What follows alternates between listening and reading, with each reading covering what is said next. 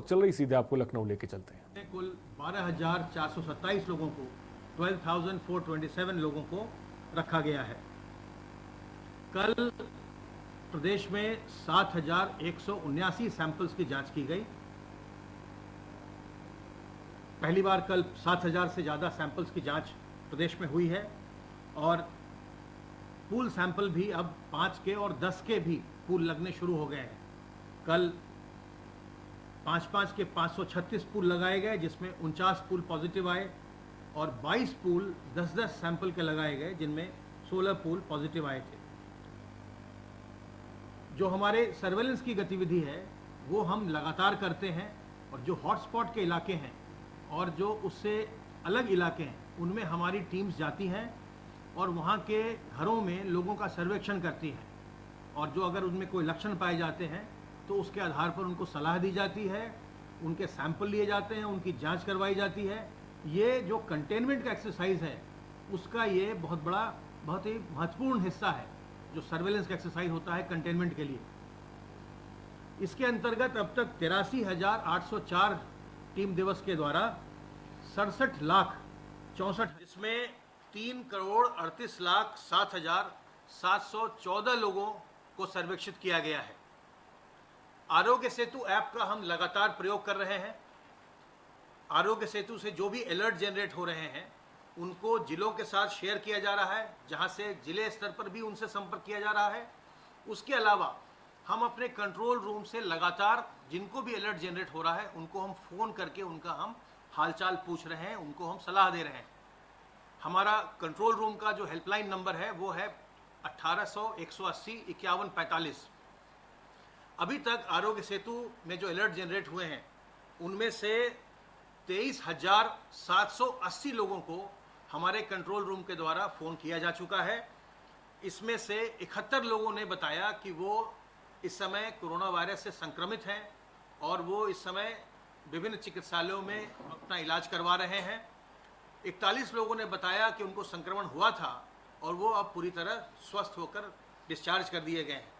326 लोग वर्तमान में क्वारंटाइन में हैं और बाकी लोगों को भी सलाह दी गई कि वो सतर्क रहें और अगर उनमें कोई लक्षण आते हैं तो आकर के वो अपना इलाज करवाएं।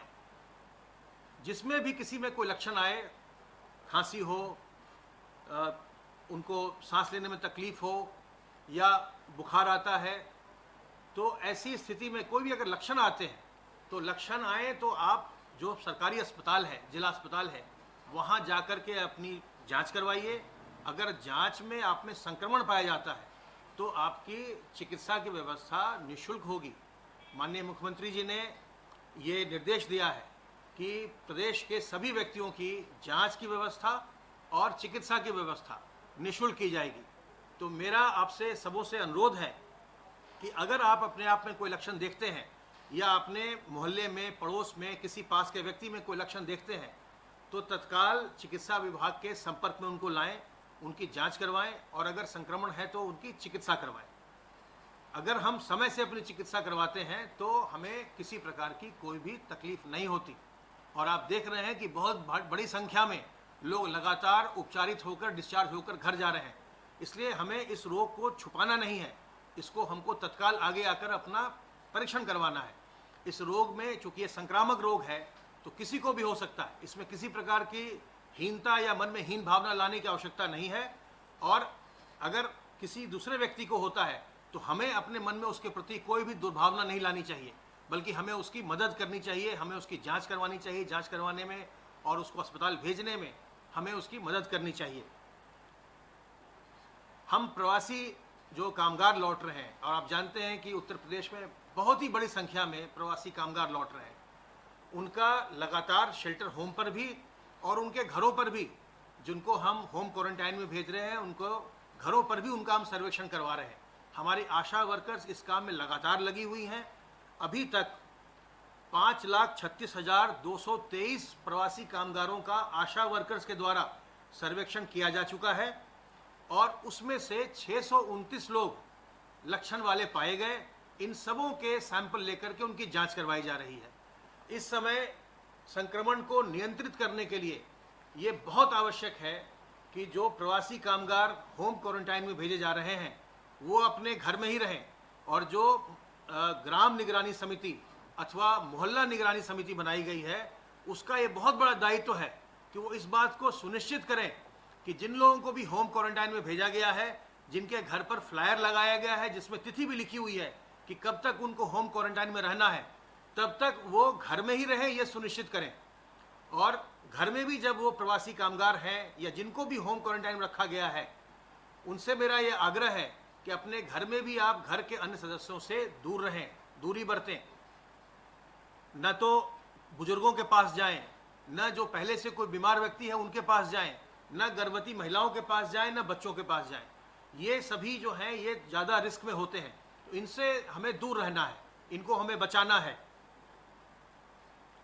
और ये आपके माध्यम से एक बार फिर से अनुरोध कर दूं कि इसमें इस समय इसके न तो कोई वैक्सीन है और न ही कोई इसकी कोई दवा है, इसलिए सतर्क रह के बचाव करना ही सबसे बड़ा, सबसे अच्छा साधन है।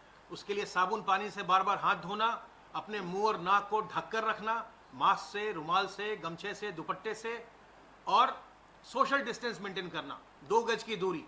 जब भी हम कहीं जाएं सार्वजनिक स्थल पर या अपने घर में भी हम लोगों से 2 गज की दूरी मेंटेन रखें ताकि हमें संक्रमण न जाए, और अपने शरीर की प्रतिरोधक क्षमता को बढ़ाते रहिए। अगर आप सतर्क रह के अपना बचाव करेंगे तो अवश्य ही आपको संक्रमण नहीं होगा और समाज को भी आप सुरक्षित रखेंगे। अब मैं अनुरोध करूंगा अपर मुख्य सचिव गृह से कि वो आगे की बातें बताएं।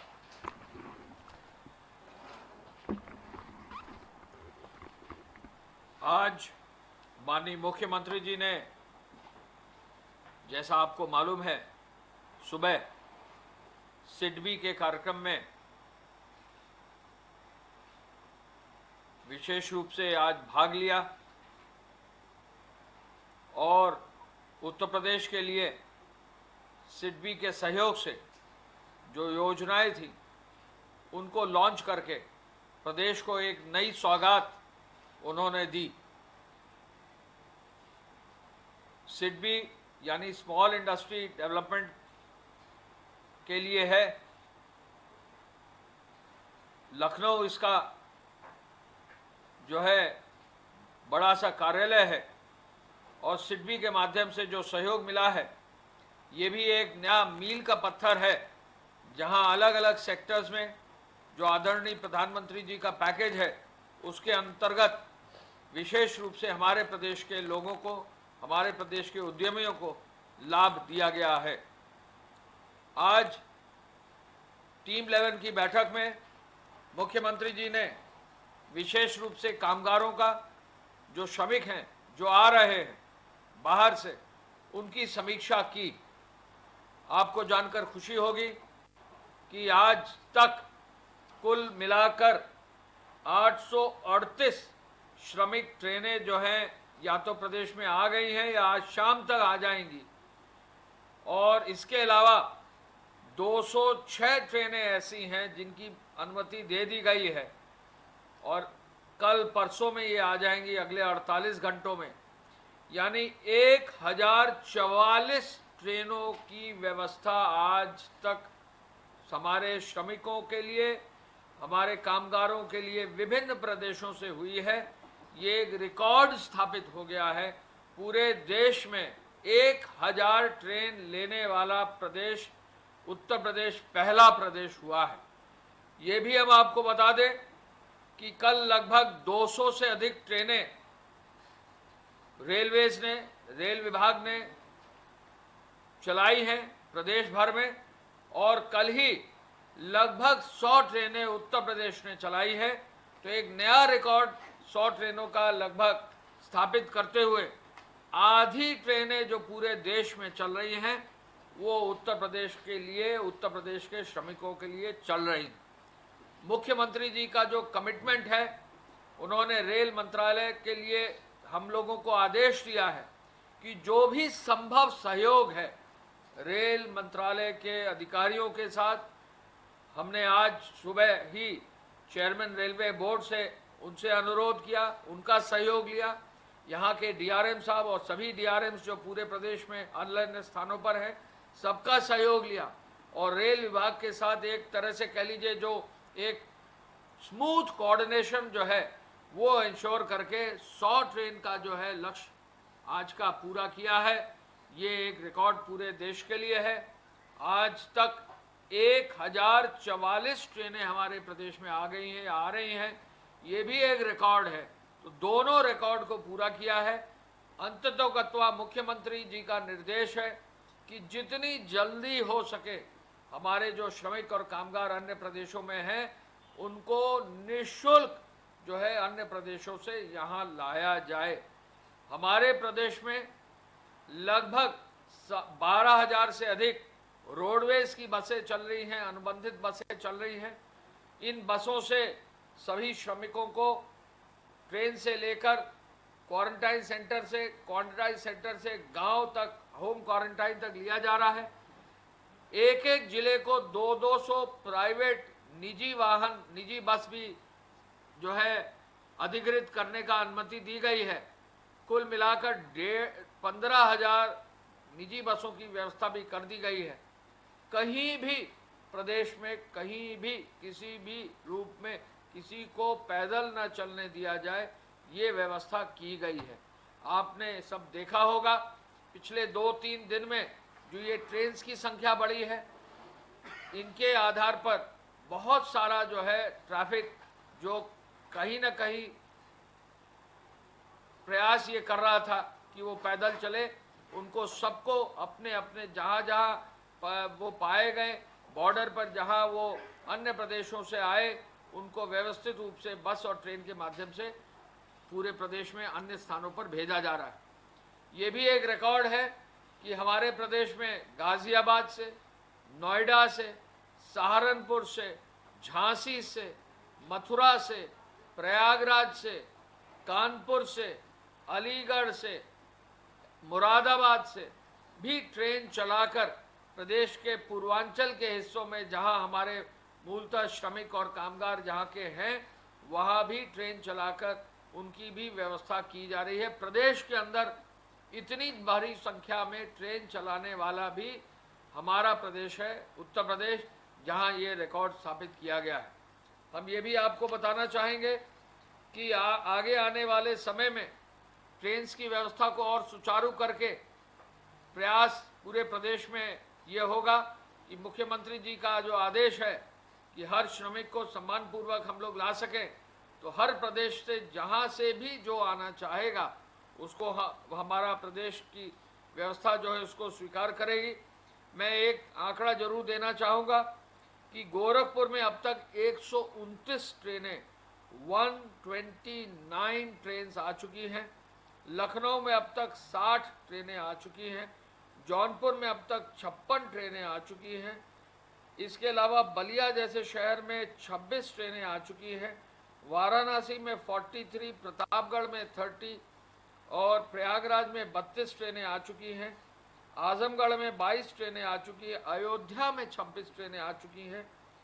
बाराबंकी में 10 ट्रेनें आ चुकी हैं। अमेठी में 13 ट्रेनें आ चुकी हैं। रायबरेली में 12 ट्रेनें आ चुकी हैं। इसके अलावा गोंडा में 49 ट्रेन आ चुकी हैं। उन्नाव में 23 ट्रेन आ चुकी हैं। बस्ती में 33 ट्रेनें आ चुकी हैं। 21 ट्रेनें देवरिया में आ चुकी हैं। तो कई ऐसे जनपद हैं प्रदेश के जहां भारी संख्या में ट्रेनें आई हैं। कहीं ना कहीं इस पूरी व्यवस्था में जितने भी लोग जुटे हैं, जो जिलाधिकारी हैं, वहाँ के पुलिस अधीक्षक, वरिष्ठ पुलिस अधीक्षक हैं, वहाँ के जो विकास विभाग के अधिकारी हैं, वहाँ के राजस्व विभाग के अधिकारी हैं, स्वास्थ्य विभाग के अधिकारी हैं, वहाँ पर नगर निगम और बाकी सब सेवाओं से जुड़े हुए अधिकारी हैं, वहाँ जो बिजली और अन्य सेवाओं से जुड़े हुए अधिकारी हैं, वहाँ खाद्य विभाग के जो अधिकारी हैं, वहाँ पर हर विभाग जो भी कार्य में लगा है, उन सबके अधिकारियों को बधाई देनी चाहिए कि जहाँ एक और इतनी बड़ी संख्या में लोग हमारे प्रदेश के बाहर थे, वहाँ आज रिकॉर्ड स्थापित करके लगभग 100 ट्रेनें आज एक दिन में ली गई हैं और अब तक 1044 ट्रेनों को जो हमारे प्रदेश में लाने की, अगले 2 दिन में लाने की व्यवस्था हो गई है। मैं ये भी आपको बता दूं कि अब अन्य प्रदेशों में दिल्ली से भी करीब 27 ट्रेनें हमारे आ चुकी हैं। गोवा से भी ट्रेनें आ चुकी हैं। राजस्थान से भी हमारी 25 ट्रेनें जो है लगभग 35,000 लोगों को लाई है। तमिलनाडु से भी आ चुकी है। पंजाब से, महाराष्ट्र से और गुजरात से काफ़ी संख्या में ट्रेनें आई हैं। गुजरात से 322 ट्रेन आई हैं, महाराष्ट्र से 167 और पंजाब से 134 ट्रेनें आई हैं। और साथ साथ बसों से हरियाणा से और राजस्थान से भी जो है बसों से हमारे प्रदेश में या तो अभी तक लाया गया है या आगे भी कंटिन्यू करके हरियाणा से 400 बसें पर डे के हिसाब से लोगों को लाया जा रहा है। माननीय मुख्यमंत्री जी ने आज जो मॉनिटरिंग की है उसमें यह भी कहा है कि जो बॉर्डर क्षेत्र हैं वहाँ टोल प्लाजा हैं, वहाँ पर बहुत ही अच्छी व्यवस्था हमारे श्रमिकों को और कामगारों को लाने के पर बैठाने की व्यवस्था होनी चाहिए। वहाँ पर उनको भोजन और पानी देने की व्यवस्था होनी चाहिए। उनका मेडिकल टेस्ट अगर आवश्यक है तो मेडिकल टेस्ट करने की जो है व्यवस्था होनी चाहिए और फिर सकुशल उनको आगे भेजना चाहिए। मुख्यमंत्री जी ने क्वारंटाइन सेंटर्स की क्षमता 15 लाख करने के लिए कहा है और निर्देशित किया है। आपको मालूम है कि एक दिन में जहां 100 ट्रेनें आती हैं तो लगभग 1.5 से 2 लाख लोग प्रतिदिन हमारे प्रदेश में आ रहा है। 2 लाख लोगों को प्रतिदिन आने पर उनको प्रत्येक का मेडिकल स्क्रीनिंग करना, उनको प्रत्येक को जो है खाद्यान्न का पैकेट देना, प्रत्येक को घर तक सेफ पहुंचाना, ये बहुत बड़ा चैलेंज है। इस चैलेंज को जो है मुख्यमंत्री जी के मार्गदर्शन में स्वीकार करते हुए प्रदेश में ये व्यवस्था लागू की गई है। मुख्यमंत्री जी ने यह भी कहा है कि उद्योग विभाग और एमएसएमई विभाग ऐसी कार्य योजना तैयार करे कि इन विभागों के माध्यम से जो उद्योग का सुपरविजन हो रहा है उन उद्योगों में जो बाहर से प्लम्बर आए हैं, जो बाहर से मेटल का काम करने वाले आए हैं, जो बाहर से हमारे कौशल प्राप्त लकड़ी का काम करने वाले आए हैं, जो सिविल कंस्ट्रक्शन से लोग जुड़े हुए हैं, जो मेटल पर जो है के अलावा अन्य चीज़ों पर काम करने, जो भी कौशल जिन लोगों में है उसका पूरा डेटा बैंक बनाकर उसकी व्यवस्था ऐसी की जाए कि जहाँ भी उद्योग में स्किल्ड लेबर की आवश्यकता है, जहाँ भी स्किल्ड कर्मचारी की आवश्यकता है, वो केवल वेबसाइट के माध्यम से, टेलीफोन नंबर के माध्यम से लोगों को बुला सकें और हमारे प्रदेश के उद्योगों को पर्याप्त मात्रा में जो है लेबर की व्यवस्था को सुनिश्चित किया जा सके। हमारे यहाँ लौटे हुए लेबर उनमें कार्य भी पा सकेंगे और हमारे उद्योगों को भी आगे बढ़ाया जा सकेगा।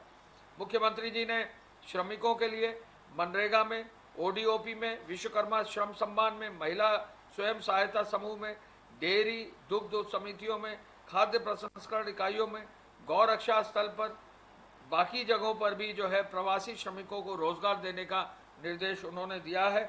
जो कोविड अस्पताल हैं L1, L2, L3, उनका लक्ष्य जैसा कि आपको मालूम था पहले 50,000 करके 52,000 किया गया, अब 59,60,000 करके उसको 1 लाख करने का जो निर्देश मुख्यमंत्री जी ने दिया था, अभी उन्होंने ये तय किया कि जल्दी ही इसको पहले 75,000 कर दिया जाए और आगे बढ़ाते हुए इसको 1 लाख फिर आगे पूरा किया जाए। फ्रंटलाइन वर्कर्स को पूरी मेडिकल की सुरक्षा की व्यवस्था हो। जनपद में कार्यरत CMOs, डिप्टी CMOs को नियमित संवाद बनाते हुए नियमित रिपोर्ट देने के लिए भी निर्देश दिया है। एक नया एक्सपेरिमेंट मुख्यमंत्री जी ने, जैसा हमने पूर्व में बताया था, जो पल्स ऑक्सीमीटर को यूज़ करने का है और वो आदेश दिया है। साथ साथ उन्होंने कहा है कि इंफ्रारेड जो थर्मामीटर है उसका उपयोग व्यापक रूप से हो, गांव स्तर पर भी इंफ्रारेड थर्मामीटर का उपयोग हो, ये कार्रवाई भी सुनिश्चित की जाए। कड़ाई से पुलिस द्वारा पेट्रोलिंग, नाइट पेट्रोलिंग अवश्य की जाए। मेन हाईवेज में नाइट पेट्रोलिंग जरूर हो, एक्सप्रेसवेज पर पेट्रोलिंग जरूर हो, साथ में जो स्टेट हाईवेज हैं उन पर भी पेट्रोलिंग जरूर हो, इसका भी आदेश उन्होंने दिया है। मूल समर्थन योजना को और आगे बढ़ाकर भारी मात्रा में जो गेहूं खरीद हो रही है उस कार्य को भी जल्दी पूरा करने का निर्देश दिया है। मैं पुनः इस अवसर पर कहना चाहूँगा कि आज की तारीख में पहली बार उत्तर प्रदेश में 100 ट्रेनें जो हैं आज आई हैं। इसके अलावा पहली बार जो है 1000 ट्रेनों की व्यवस्था अब तक उत्तर प्रदेश में हो गई है। डेली 1.5 से 2 लाख व्यक्ति जो है हमारे प्रदेश में ट्रेनों के और बसों के माध्यम से आ रहा है। डेली जितने भी लोग आ रहे हैं खाद्य पैकेट के साथ घर उनको भेजा जा रहा है। भारी मात्रा में लोग आ रहे हैं, पूरी व्यवस्था में लोग आ रहे हैं। डेली मुख्यमंत्री जी ने मॉनिटरिंग करने का सभी अधिकारियों को आज निर्देश दिया है और रात में पेट्रोलिंग का निर्देश दिया है कि कहीं भी कोई एक्सीडेंट ना हो। धन्यवाद। जय हिंद।